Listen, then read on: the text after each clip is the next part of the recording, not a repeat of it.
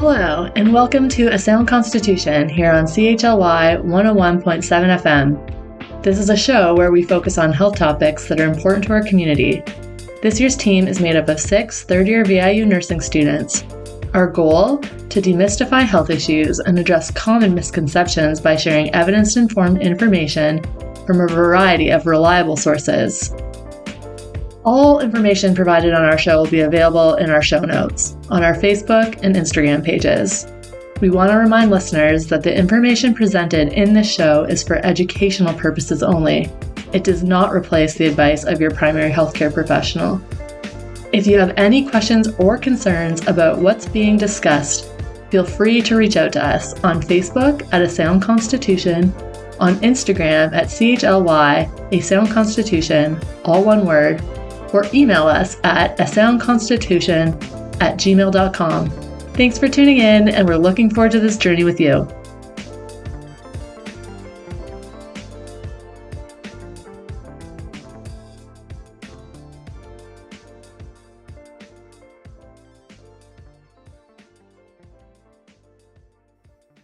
We begin today by acknowledging that we are gathered on the unceded and traditional lands of the Nanaimo people, whose rich cultural history continues to inspire and guide us. Our broadcast also extends into the territories of the Rawson and the Sliaman nations. We are deeply thankful for the Nanaimo people's enduring connection to this land and for the opportunity to live, learn, and work here today. We make this acknowledgement with a commitment to honor and respect Indigenous cultures, traditions, and histories, and to actively participate in the ongoing work of truth and reconciliation. For more information on the ongoing reconciliation work and land acknowledgement practices of the Nanaimo people, we invite you to visit our Facebook, Instagram, and YouTube pages. Before we jump into the episode, I wanted to issue a brief content warning. We will be discussing food insecurity and nutrition. This includes mention of calories, weight loss, diet, and exercise. We will also briefly touch on some of the social determinants of health that contribute to food insecurity. Thank you for listening to A Sound Constitution on CHLY 101.7 FM. My name is Sophia, and I will be the host of today's episode on food security. Today, we will be discussing some of the resources available within our community and highlighting the work that is being done to address food security and nutrition literacy. We have an interview with Mary Polk. She is the Social Education Coordinator from the Nanaimo Food Share Society. Mary and Brianne go over some of the programs that Nanaimo Food Share provides within our community. We then have an interview with Abby Shawchuck, the Director of Development from Loaves and Fishes in Nanaimo. She and I discuss the work that Loaves and Fishes does across Vancouver Island, as well as some of their current initiatives within the community of Nanaimo. And finally, we will have a TED Talk that explores the lived experience of growing up in a food desert and facing food insecurity. Throughout this episode, we will have some Q&As with Finley, where he will be answering questions about nutrition and wellness from students at Vancouver Island University. Did you ask a question? Listen to the entire episode to see if yours was answered. Thank you again for listening to A Sound Constitution. If you would like to read more about the resources or information presented in this episode, please check out our show notes on Instagram or Facebook, or in the description on our YouTube and Spotify.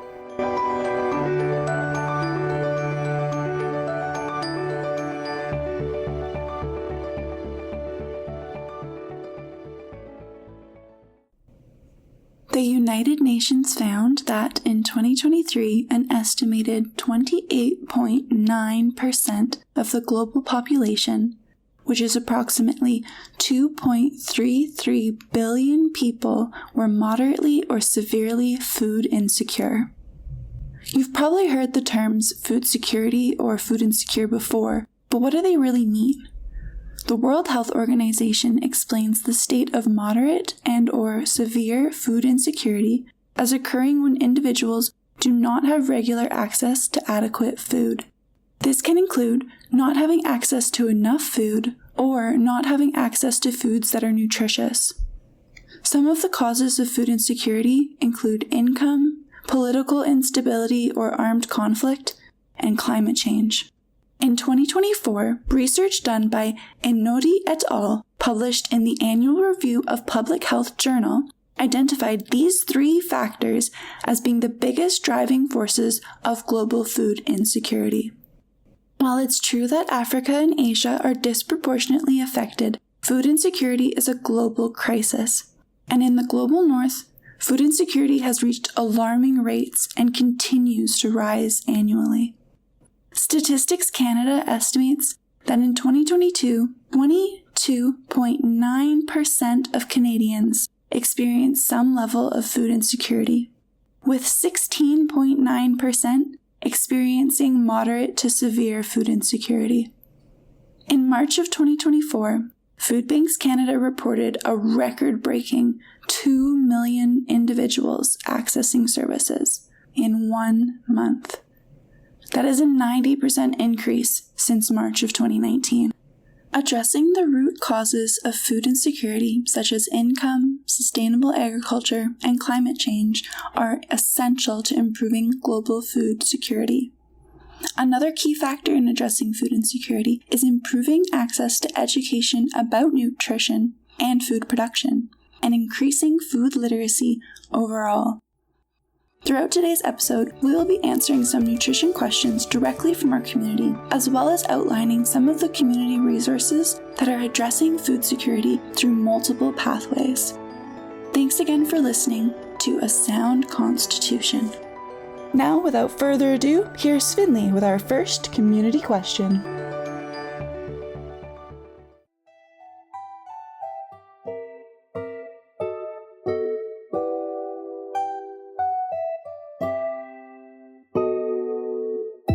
Hey folks, it's Finley. Thanks for joining. This week, I went around the VIU campus asking people questions about health and nutrition.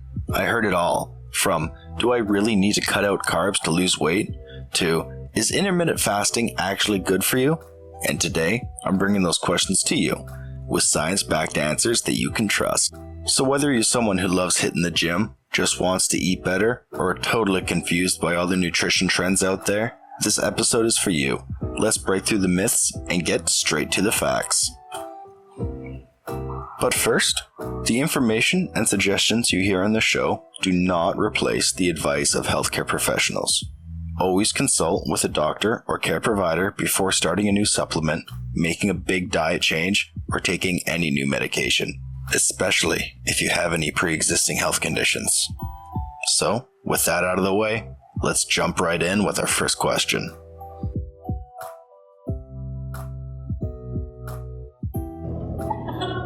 As a woman who's trying to build muscle, how much protein should I be having in a day based on my weight? Now, if you're lifting weights, running sprints, or playing any type of sport that keeps you moving, protein is one of the most important nutrients in your diet. But why?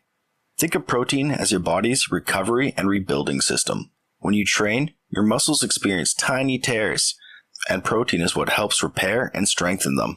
It also plays a role in hormone production, enzyme function, and even immune health. According to HealthLink BC, you can get protein from lean meats, fish, eggs, dairy, beans, nuts, seeds, tofu, and soy products. For most adults, the recommended daily protein intake is 0.8 grams per kilogram of body weight per day. So why do athletes identifying as female need more protein? Training increases muscle breakdown, which means your body needs extra protein to rebuild muscle tissue and support athletic performance. But here's the catch. Most protein recommendations are based on studies conducted on athletes identifying as male. So how much protein do you need? According to a study published in Medicine and Science in Sports and Exercise, protein needs are significantly higher for athletes than the general population. For athletes identifying as female, the recommended daily protein intake depends on the type of exercise you do. If you're lifting weights, doing CrossFit, or bodyweight strength training, aim for about 1.49 grams per kilogram every day. If you love running, cycling, or swimming, you'll need about 1.28 to 1.63 grams per kilogram per day to help support endurance and recovery. And if you're doing intermittent training, like sports like hockey, basketball, or high-intensity interval training like HIIT, a good range is about 1.41 grams per kilogram per day. Let's put that into perspective. If you weigh 70 kilograms or 154 pounds, you'll need anywhere from 98 to 140 grams of protein per day, depending on your sport and training load. That's almost double the recommended amount for the general population. And remember, timing matters. Research suggests that eating 0.32 to 0.38 grams per kilogram of protein before and after a workout maximizes muscle repair and growth. This could look like a protein smoothie before a workout, a chicken and quinoa bowl after weightlifting, or some Greek yogurt and some nuts after a long run. According to HealthLink BC, both plant-based and animal-based protein sources are effective. If you're plant-based, focused on tofu, lentils, beans, nuts, seeds, and whole grains. Protein powders can help you if you're struggling to meet your needs, but whole foods should always be your first choice. For athletes identifying as female, protein is a key ingredient in muscle growth, recovery, and overall performance. The goal isn't just to eat more, it's to eat enough of the right protein in the right times to support your unique training needs. Thanks for joining us, and make sure you stick around because you won't want to miss what's coming up next right here on 101.7 CHLY.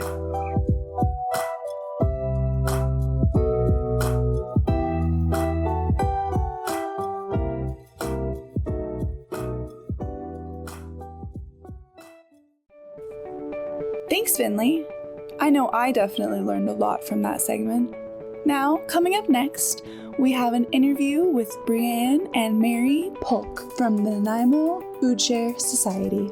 Take it away, Brianne. Hey everyone, it's Brianne here. I've invited Mary Polk, a social education coordinator for Nanaimo Food Share Society, onto our show to talk a little bit about the services they provide in our community. So welcome, Mary. Thanks so much for joining us. Thanks for having me. I'm really excited to be able to share a little bit about Nanaimo Food Share. Yeah, can you tell our listeners a little bit about the Nanaimo Food Share Society and its history?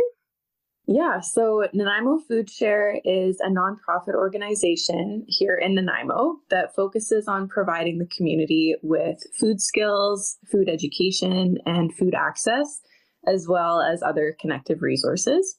Nanaimo Food Share was established in 1997 and then became a registered charity in 2001.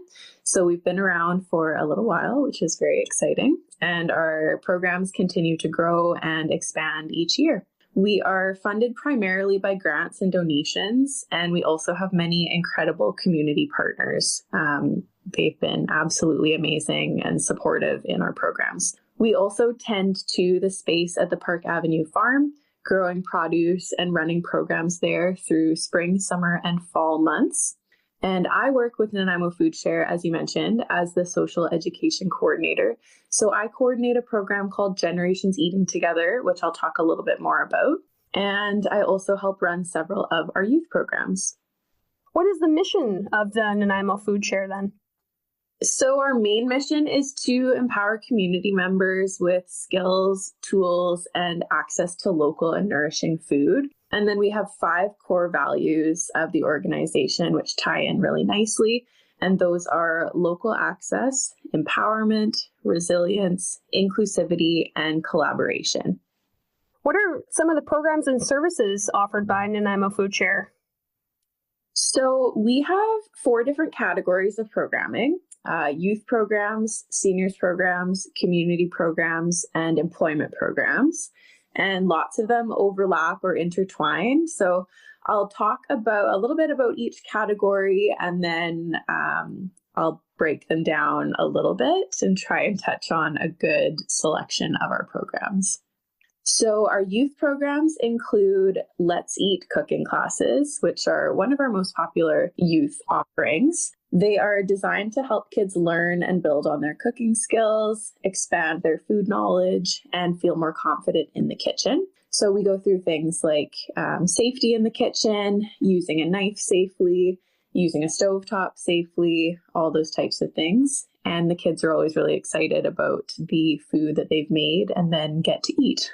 Lunch Munch is a school snack and lunch program that provides healthy food to schools and local parks in Nanaimo and surrounding areas throughout the year.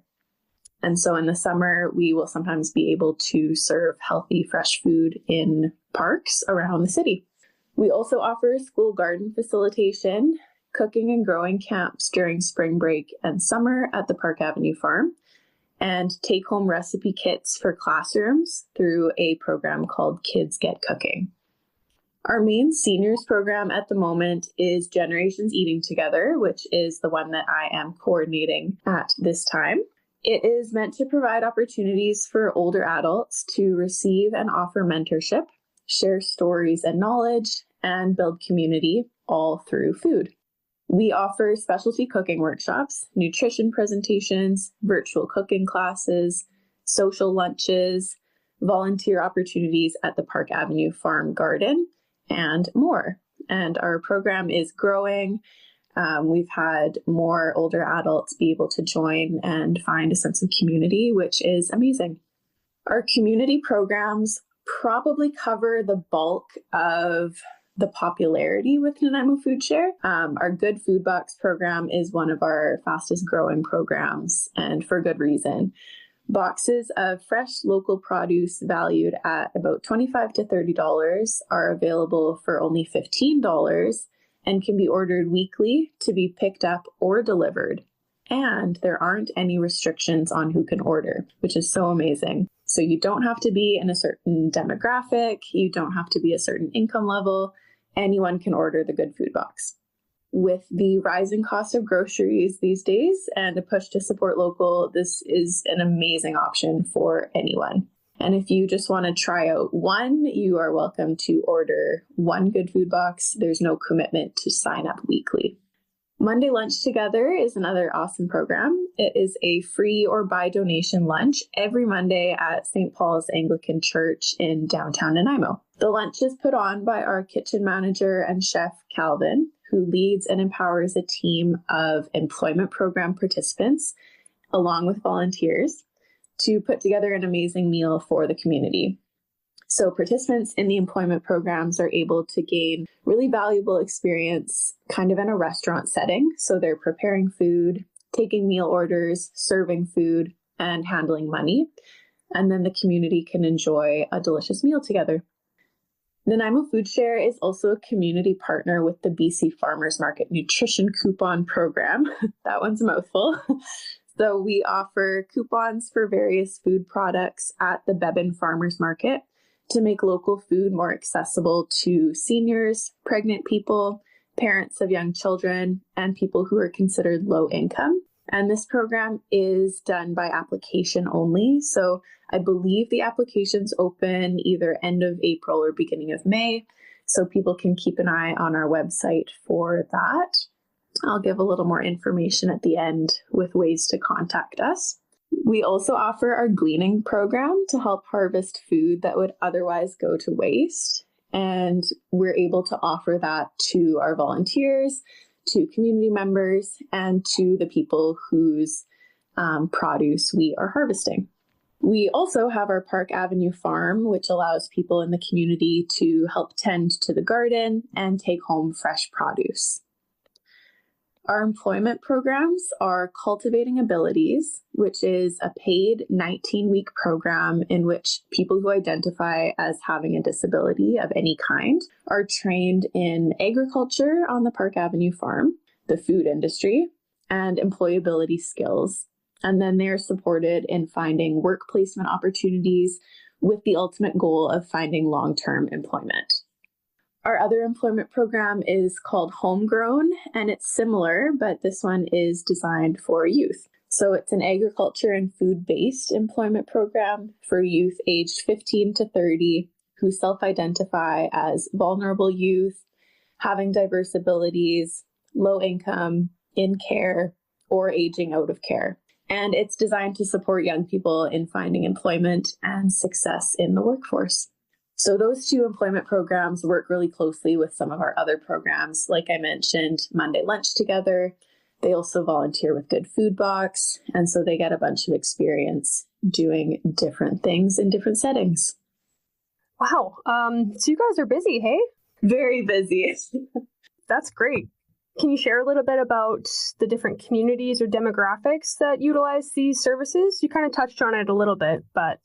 Yeah, absolutely. So most of our programs are held here in Nanaimo, but programs like Lunch Munch and Good Food Box reach as far as Oceanside. And we've collaborated with groups from Ladysmith and the Cowichan Valley in the past for different events and, different volunteer opportunities. And then lots of people just come through to visit the farm as well. So as demonstrated in the variety of programs, there's such a range of people that participate in different ways with Food Share, from kids to older adults, people of all skill levels and abilities, from all walks of life. Our core value of inclusivity really shines through in the diversity of our community. We are so lucky to have so many community partners and sponsorships as well, and are so grateful for all of our volunteers that help our programs run smoothly. So how could the community get involved with Nanaimo Food Share Society? So we are always looking for volunteers. If anyone is looking to volunteer with our programs, we will gladly have you.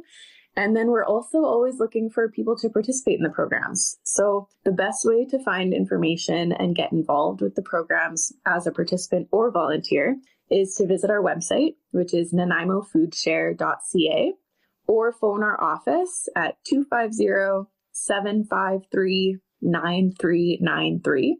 People can also send questions or inquiries by email to info@nanaimofoodshare.ca. And then, as I mentioned before, our youth programs can be found in the RDN activity guide, and we post updates for upcoming events on Facebook and Instagram. Awesome. What an incredible organization to be a part of. And I personally had no idea that this type of service existed in Nanaimo. So I really appreciate you going into such detail with everything. Hopefully more people in our community can make use of these programs and will share their experiences with their friends and families. Is there anything else you'd like to share with our listeners? Yeah, I would love to just say a huge thank you to the community for all of your support. We can't do what we do without donations of time, skills, and funds from you. And if you've been involved with Nanaimo Food Share in any way, whether it was through a cooking class, ordering a Good Food Box, or signing your child up for summer camp, please know that we're so grateful that you're here. And we hope that more people can be involved in our programs and benefit from increased food access, food skills, and a stronger sense of community. So Nanaimo Food Share is here for you in whatever way you need. Thank you again so much. I really appreciate you taking the time to share with us and our community. Amazing. Thank you so much for having me. So if you're just tuning in, that was Mary Polk from Nanaimo Food Share Society. And if you'd like a little more information, as she said, you can visit their website at nanaimofoodshare.ca. Incredible. Thanks, Brianne. And thank you, Mary, for sharing all of that information. If you're just tuning in now, you're listening to A Sound Constitution on CHLY 101.7 FM. Next up, we have another community question with Finley. Stay tuned after that for our interview with Abby Shawchuk from Loaves and Fishes in Nanaimo.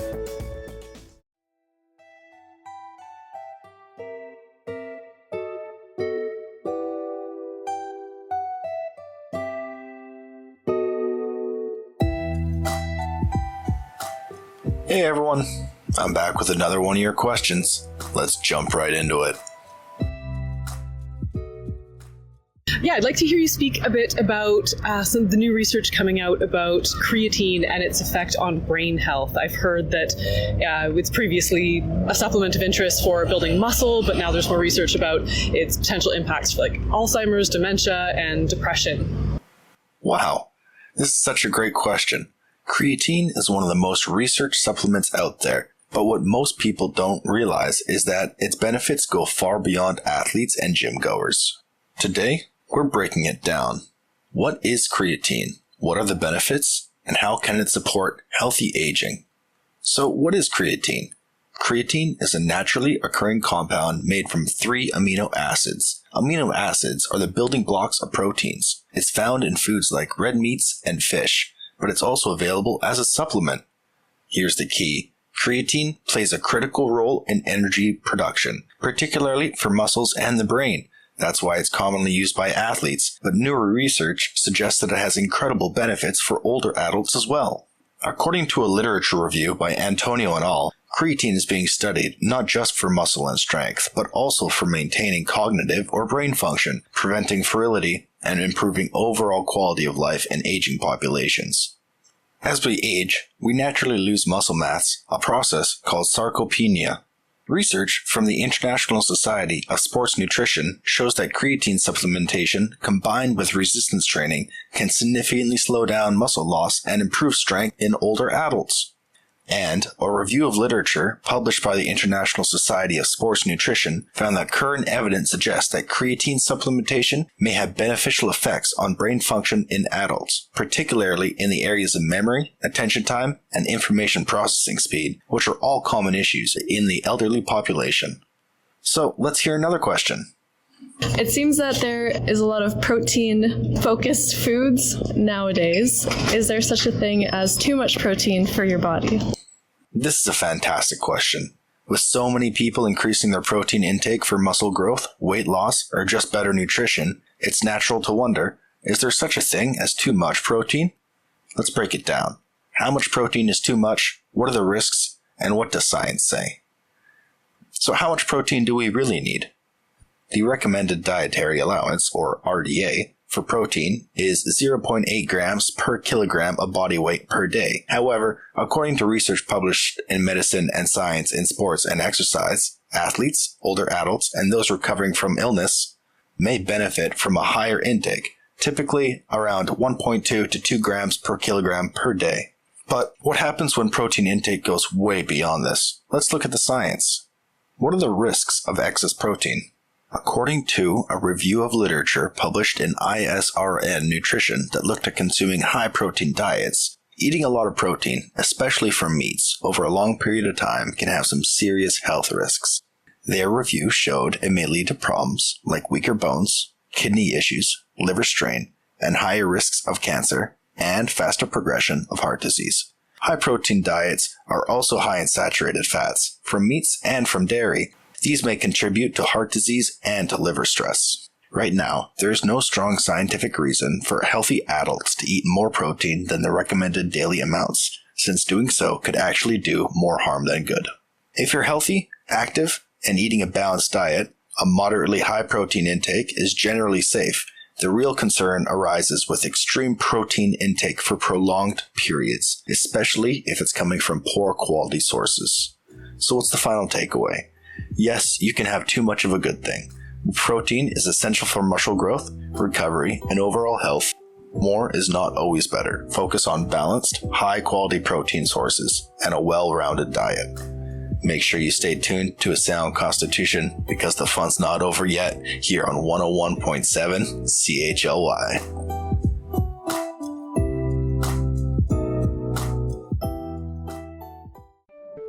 Thanks again, Finley. And just a reminder to our listeners, if you'd like to check out any of the information or sources presented in this video, they will be linked in our show notes on our Facebook and Instagram, as well as in the description on our YouTube and Spotify. Once again, you're listening to A Sound Constitution on CHLY 101.7 FM. Next up, we have an interview with Abby Shawchuk.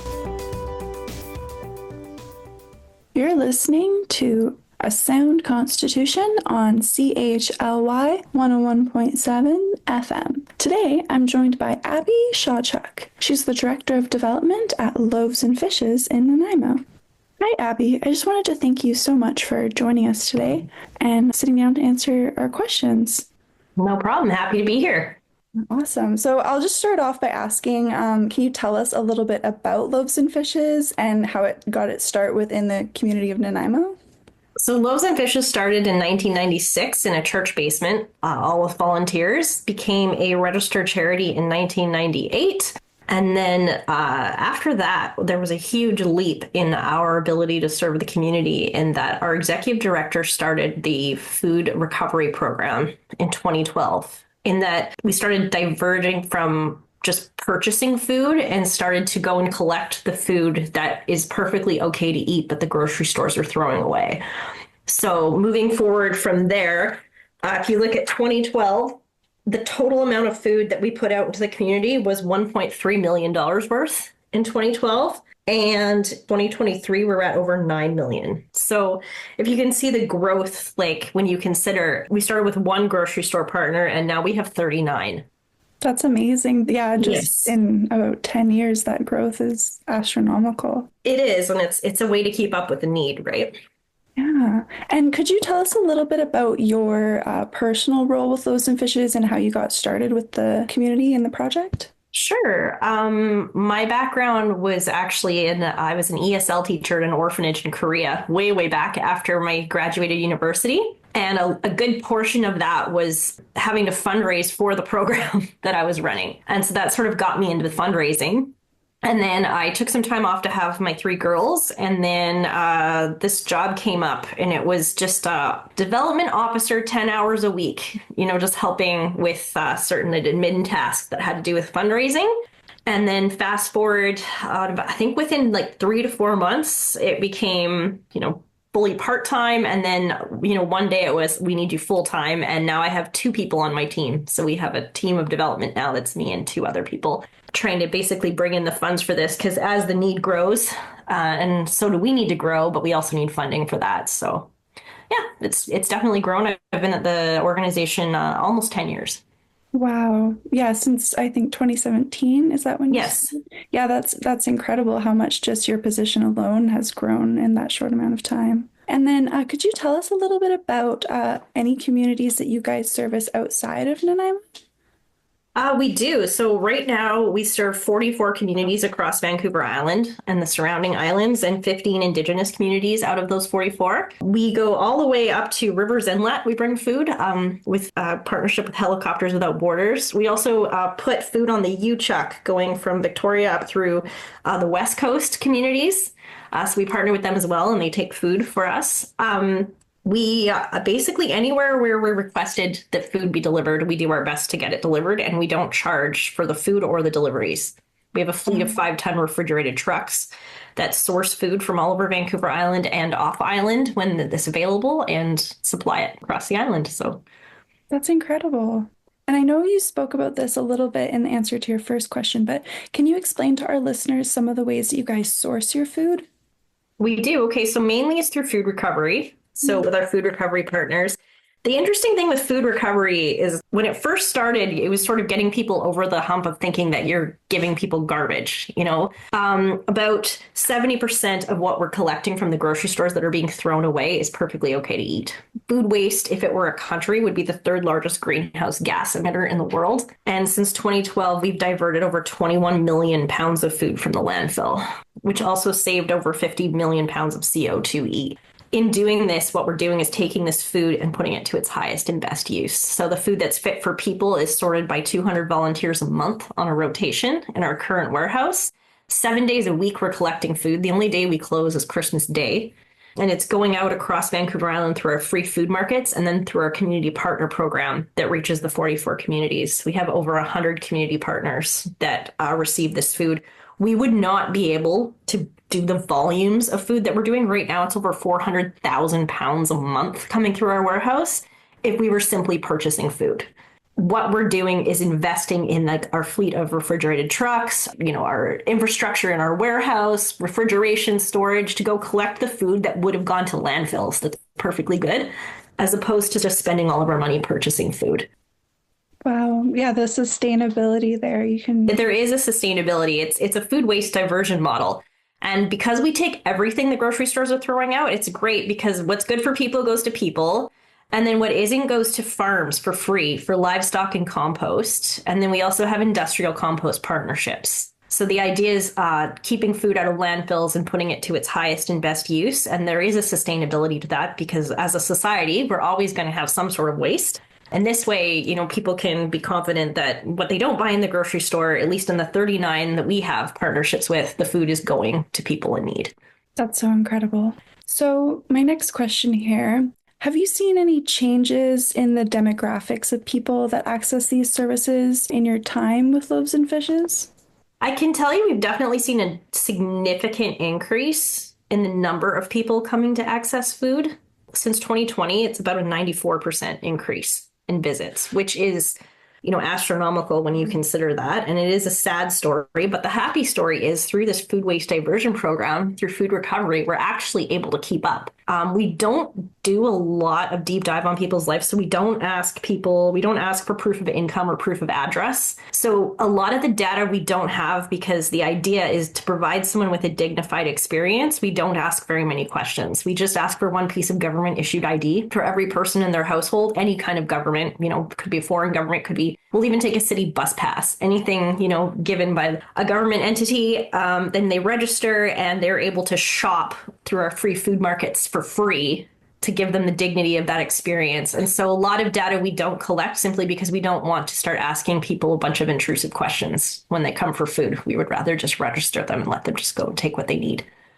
Amazing. That kind of fits into my next question here. So for any of our listeners who may have never accessed these types of services, can you explain how they might go about accessing them? And you kind of answered a part of what that experience might look like in your previous answer there. Sure. Yeah. We would just go to our website, viloavesandfishes.org, as in Vancouver Island, loavesandfishes.org. You'll see we have free food markets spread across Vancouver Island and the North Island.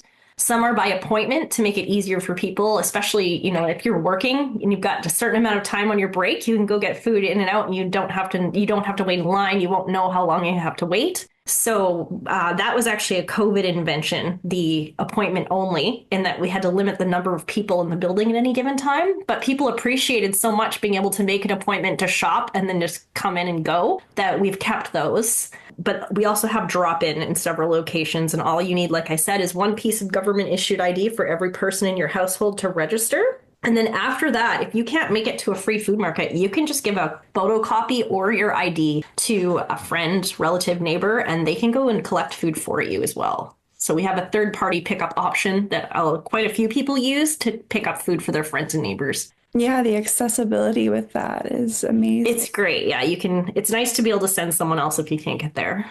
That's awesome. Thank you. And then could you tell us a little bit about what kinds of food you guys have available? We go for everything that's available in a grocery store. So because it's grocery, it's everything from candy to baby food to lots and lots of fresh. So because of food recovery, we actually have an abundance of bread and fresh produce. So we encourage people to come every single day a free food market is open for fresh fruit, vegetables, and bread. And we actually want people to come take this away because when it comes back to the warehouse, we've got another truck full of fresh new stuff coming in and we don't have time to resort a lot of the time. So it's beneficial to us and to people in need if they could just come as often as they need to get fresh fruit, vegetables, and bread. That's amazing to know that it is fresh and it's not just what you may picture when you think of a food bank of non-perishables. Oh, for sure. It's a lot of it is the fresh stuff that we need to unload. And it's nice too, like I said, the dignity of a shopping experience and having everything available that you would find in a grocery store. That's amazing. And then my next question here, you guys are in the process of building a new warehouse in Nanaimo. Can you tell us a little bit about this initiative? Yes, so we're pretty excited. We've already broken ground. It's going to be about 24,000 square feet. Right now, with the 400,000 pounds of food a month, we're doing that with 6,000 square feet. So you can imagine what we can do with the extra space. Basically, the issue is that we don't have an empty shelf problem. We have a space problem. There is so much food out there, especially off Vancouver Island as well, that is going to waste that doesn't need to be going to waste. An example of this is, so Duman last year gave us 38,000 tubs of dairy-free ice cream. That was held up at the border because of a packaging labeling issue. So they couldn't sell it in Canada and they needed somewhere to dump it. And we said, well, obviously, if you can't sell it, but you can donate it. So we took it and 38,000 tubs of ice cream made it across the island, which is pretty exciting instead of going into a landfill. That's the volume that we're talking about we get offered sometimes, like tractor trailer loads of food that is perfectly fine. It's just not sellable and it needs to go somewhere. we managed to accept all that, but it was very challenging, especially with the refrigeration and the infrastructure to be able to. And the thing with donations like that, when you get a large scale supplier that's willing to give you a giant pile of food, the issue is they're not going to say, how much can you take? They say, take it all, get it off our hands, or don't. They don't want to deal with the logistics and hassle of everybody taking a piece. So in having a large centralized facility like what we're building, what we can do is take those giant loads of food, and then what we do is just fan them out for free across Vancouver Island to the other organizations that don't have the infrastructure to store and move those volumes. Yeah. So that's basically the plan for the new building, is going to be just the ability to take in these volumes of food, say yes always to food, and get it out to people across the island. So for any of our community members who might want to get involved to support this project or just volunteer with you guys in general, how might they go about getting involved with Loaves and Fishes? Super easy. Just go to our website, vilovesandfishes.org. You can sign up for a volunteer shift. We're always looking for volunteers because we're very volunteer dependent on sorting the food. The food has to be sorted edible from inedible. That's a huge part of what we do. And then in support for the new warehouse, I mean, we've had 3 levels of government support it so far, and a pledge from the federal government for $5 million towards the building, which if all comes through, we're still 2.2 million short. So we are able to build it, but certain things in it can't happen unless we get some community support for it. But I mean, it needs to happen. There's no reason why good food should be getting thrown away while people are in need. And that's what we're going to be doing, is more total waste diversion. Amazing. And the community is able to find ways to support the project of the new warehouse on your website as well? Yes. Right now, it's going into, we need general revenue costs because we're broke ground and we're working on that. But if anybody wants to lean on their local politicians or MLAs or across Vancouver Island and, lend their support for this project, it would be really appreciated. Amazing. And before I let you go, is there anything else that you want to share with our listeners today? Only just that we appreciate the community so much. And this just, as I said, we started off with one grocery store partner in 2012, and, now we're in 39, and we've got 44 communities across the island that we're serving. And this is only possible because of the people who donate to us and truly believe that, we don't need to be throwing food away while people go hungry. That's a beautiful message. Thank you so much again, Abby, for joining us and for taking the time to answer some of my questions and share information about Loaves and Fishes with our community. Amazing. Thank you so much, Sophia. Take care. If you're just tuning in now, that was an interview with Abby Shawchuk, the Director of Development at Loaves and Fishes in Nanaimo. You're listening to A Sound Constitution on CHLY 101.7 FM. Coming up next, we have our final community question with Finley. Thanks again for listening to A Sound Constitution.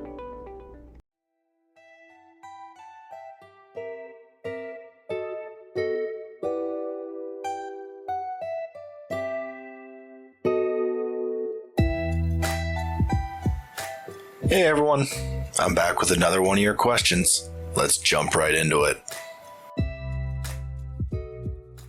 What are the best foods for weight loss? What a great question.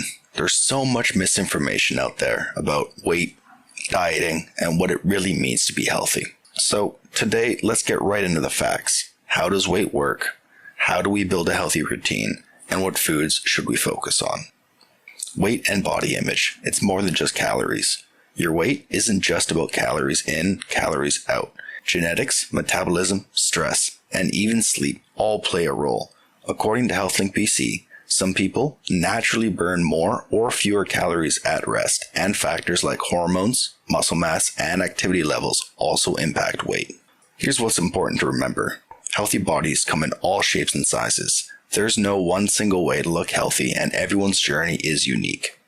Food isn't inherently good or bad. It's about balance. Eating a variety of foods that help nourish your body and bring joy is what truly matters. And remember, the number on the scale does not define your health or your worth. True well-being comes from how you feel, not just a measurement. Next, creating a healthy routine. The best way to maintain a healthy weight isn't through dieting, but by building long-term sustainable habits. Make small, realistic changes instead of extreme diets.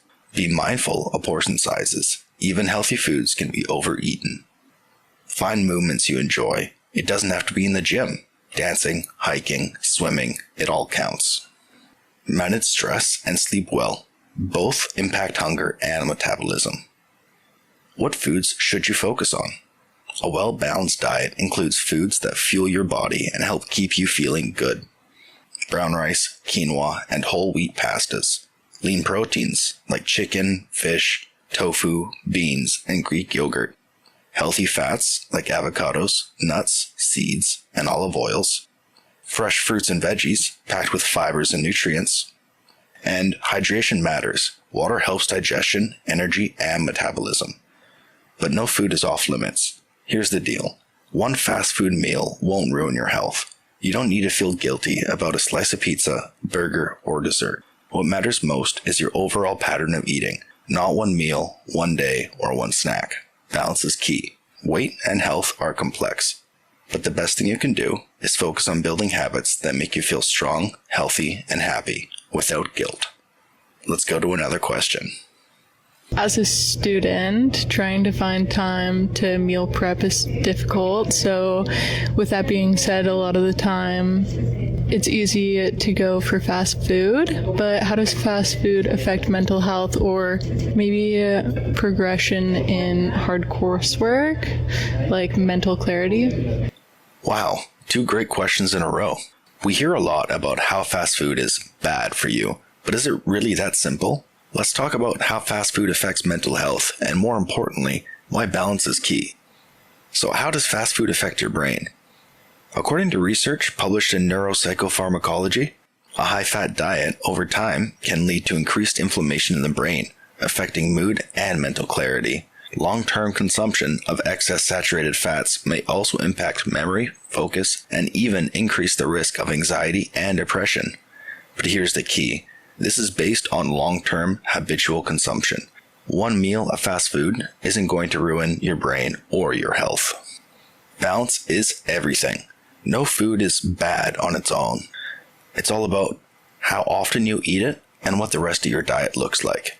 If you're eating mostly whole, nutrient-dense foods, an occasional burgers and fries won't derail your mental or your physical health. The real issue comes when high-fat, high-sugar diet becomes the norm, leading to chronic inflammation and metabolic issues that may affect brain function. How do you support mental clarity through your food? Make sure you include whole grains, lean proteins, and omega-3 fatty acids to support brain health. Make sure to eat plenty of fruits and vegetables, as antioxidants help reduce inflammation. Hydration and sleep are just as important as diet for mental clarity and focus. Fast food isn't the enemy, but a consistently poor diet can negatively impact both physical and mental health. The goal? Balance, not perfection. I want to state again that the show does not replace the advice of healthcare professionals. Always consult with a doctor or a care provider before making any major diet or lifestyle changes. If you're interested in learning more or reading the sources for today's episode, check out our show notes on YouTube and Spotify at A Sound Constitution. A big thank you to everyone who asked questions. I apologize if we didn't get to yours on air, and a special shout out to you, our listener. Your support makes this show possible.